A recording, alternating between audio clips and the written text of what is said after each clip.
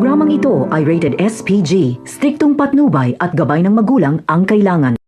Ayon kay Makasantos ay sa 2 araw na hindi pa bumabalik sila Tanggol at Bubbles ay siguradong tumakas na nga ito. Kumbinsido na rin si Espinas na tumakas na nga sila Tanggol.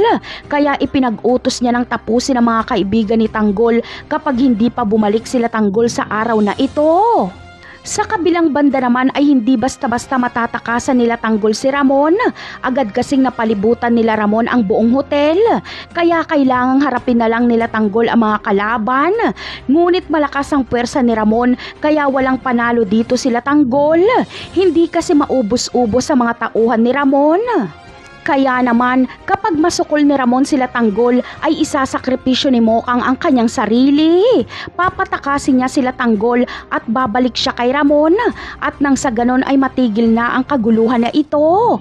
Dahil si Mokang lang naman talaga ang habol ni Ramon.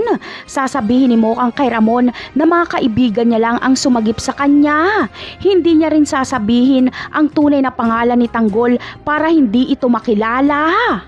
Samantala, papatayin na sana nila Makasantos sa mga kaibigan ni Tanggol, ngunit hindi ito matutuloy. Bigla kasing darating si Tanggol at Bubbles, kaya masaya si Espinas dahil nakabalik na sila Tanggol. Siya mismo ang maghahatid kay Tanggol sa selda nito at susuplahin niya si Bong kapag paharang-harang ito. Dito na rin magaganap ang harapan at pagtutuos ni Tanggol at Bong at dito na mamamatay si Bong. Napakarami pa nating dapat abangan sa mga susunod na episode. Paalam!